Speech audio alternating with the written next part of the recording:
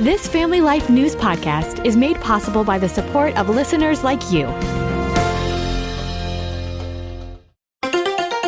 Next on the 5 o'clock report. I can't imagine this place without Lindsay. I can't imagine the world at large without Lindsay. We should be reimbursed for that because the other nations are very wealthy. They're on our side. It is chaotic. We just didn't have what was needed as far as machinery. Now, let's go to the newsroom. Shock and sadness in the Senate. Good afternoon. Thank you very much for joining us. I'm Mark Webster. Shockwaves continue to reverberate around Washington and beyond over the sudden passing this weekend of prominent South Carolina Republican Senator Lindsey Graham. A preliminary report lists an aortic dissection as the likely cause. He was 71. Senate Majority Leader John Thune. I can't imagine this place without Lindsay. I can't imagine the world at large without Lindsay for the incredible impact that he had on so many levels. Democrat Richard Blumenthal of Connecticut says Graham was a big backer of defending Ukraine. He was an unswerving, relentless, tireless advocate for Ukraine's freedom.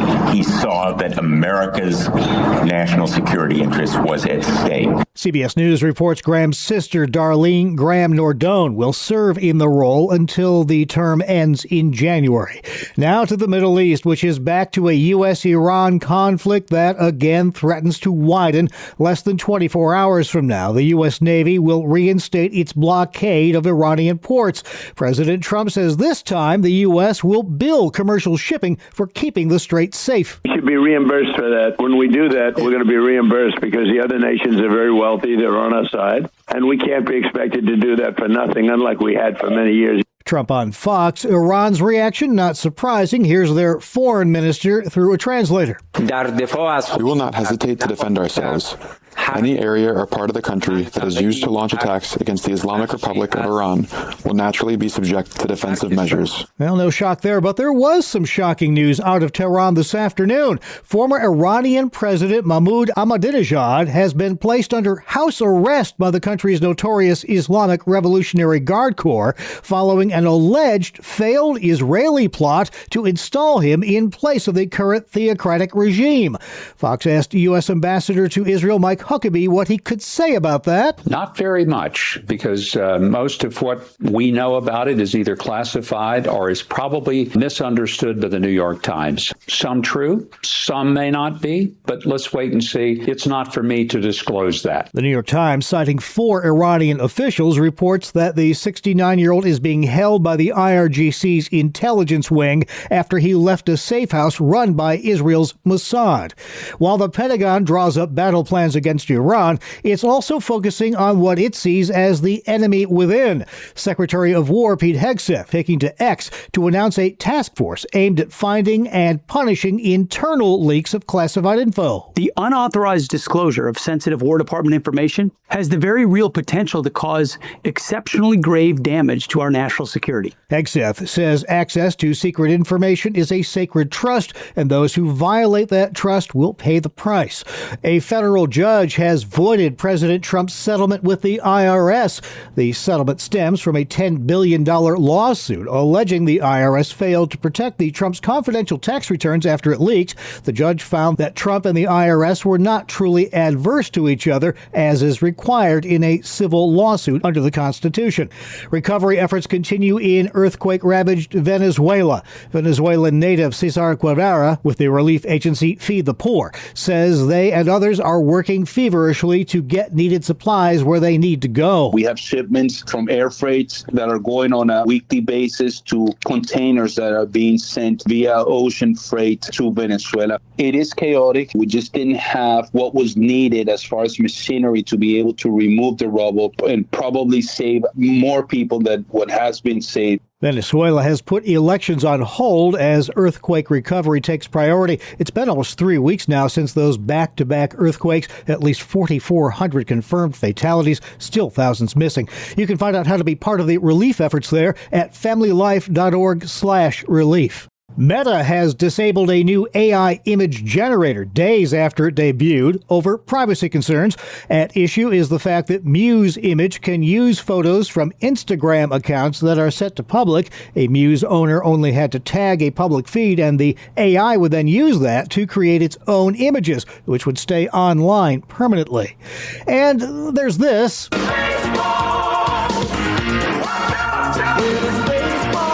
Most of us, Spaceballs is a goofy Mel Brooks comedy, but it turns out Spaceballs are an actual thing, too. Mysterious metal spheres that floated ashore in Queensland, Australia recently have been identified as such by the Australian Space Agency. Those orbs, roughly the size of a car tire, were a worrisome mystery at first. The beach was sealed off, a hazmat crew was sent out.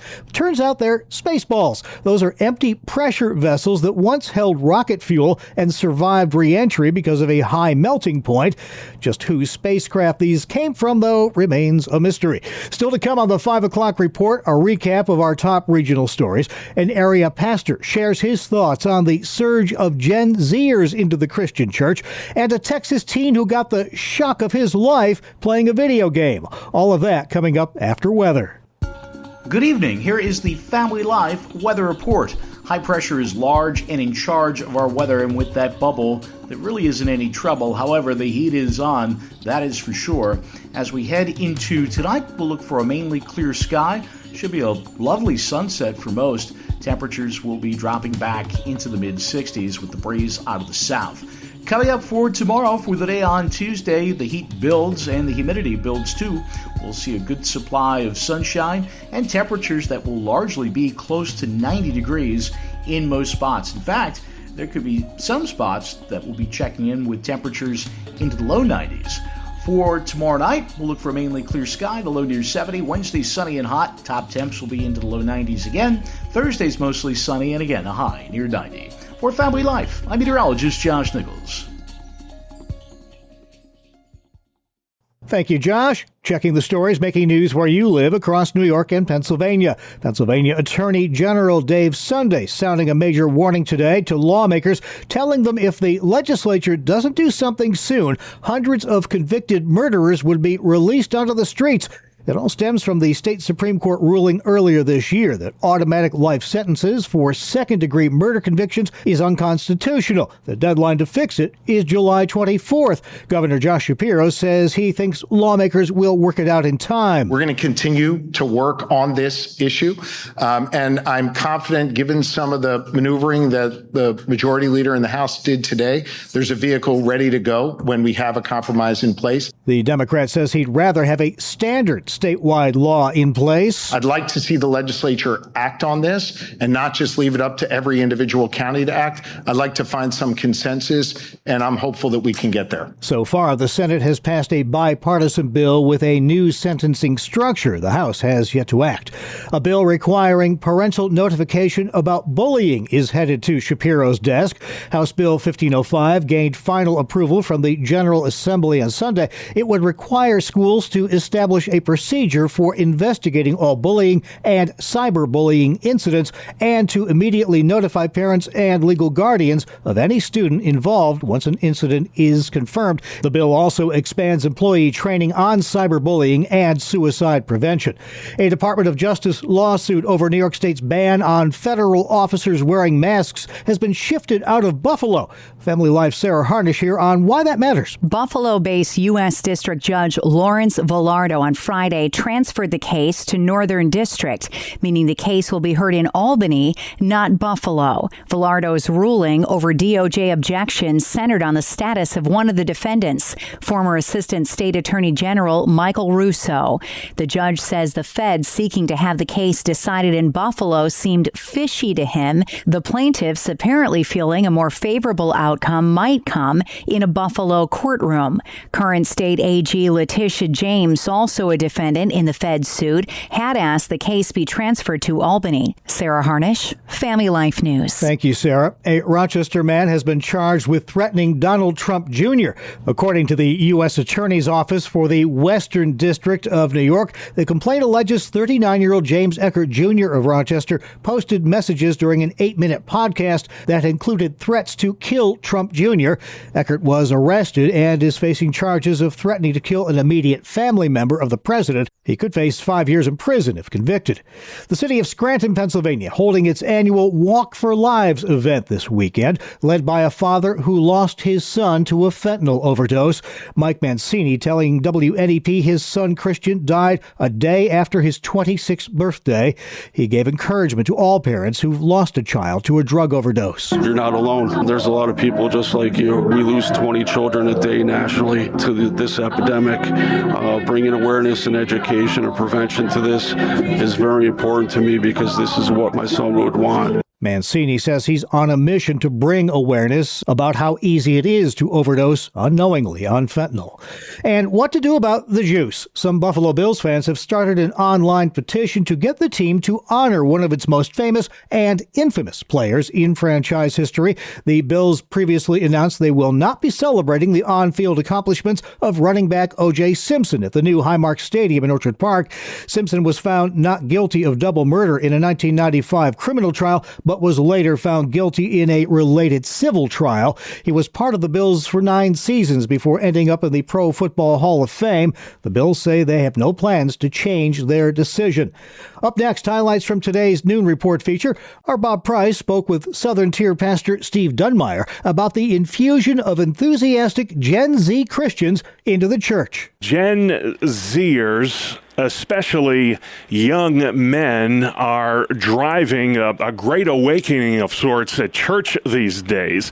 What's going on out there? Yeah, it's really interesting right now with Gen Z, where Gen Z is more likely to be attending church than millennials or Gen X. Gen Z is the first generation on record where young men are more likely to be going to church than young women. Highly unusual, highly unexpected. I think it's catching everybody off guard, how they're helping to shape the church. In fact, Barna says young adults, young men especially, are now the most regular churchgoers, outpacing older generations in weekly attendance. The average American will go to church about twice a month.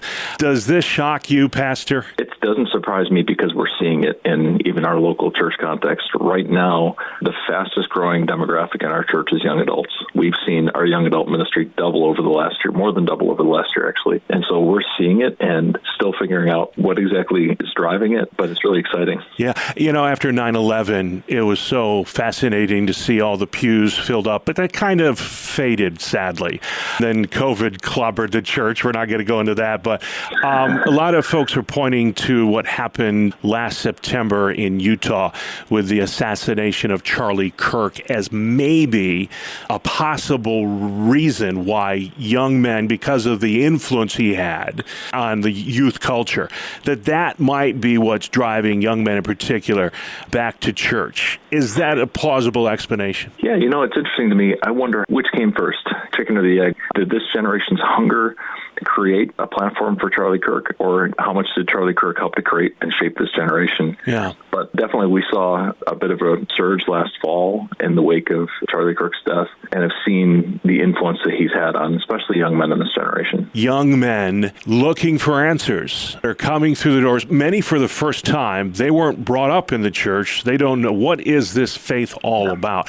Is the church equipped to deal with this possible, I don't want to call it a great awakening, but this resurgence in faith? Yeah, we've got to get ready if we're not. I think that one of the things that's caused this resurgence in Gen Z is the wickedness of our culture. As we've watched our culture spiral, as we've all grieved the state of the world around us, one of the consequences that can be is an awakening. If things get bad enough in the world, people go looking for other options. There's got to be more than this. And I think Gen Z has seen that there's been an awakening. It's largely come from the sin in our culture, the depravity of our culture, and just the depressive state, the poor mental health of our culture. Thank you, gentlemen. You can hear the entire feature and all of our Family Life original news features at Apple Podcast, YouTube, Spotify, and FamilyLife.org. This is the 5 o'clock report on Family Life.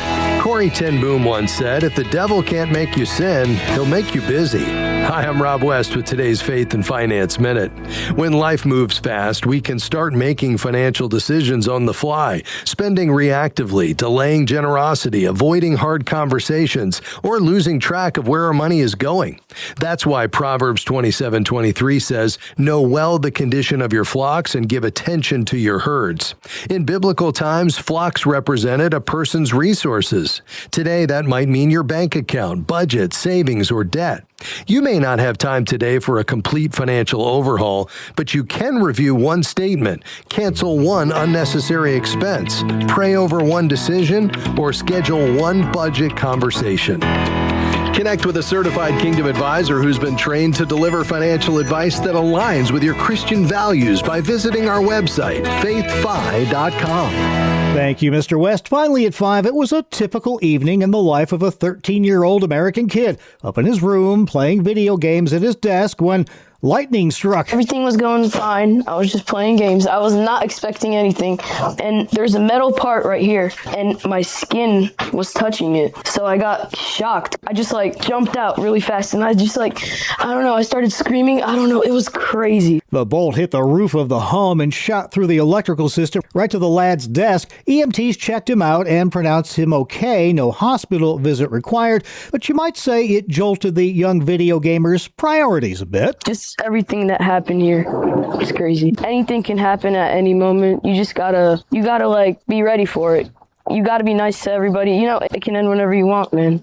A potent reminder from on high. And that's the world we live in for Monday, July 13th, 2026. Thank you again for joining us. I'm Mark Webster, Family Life News.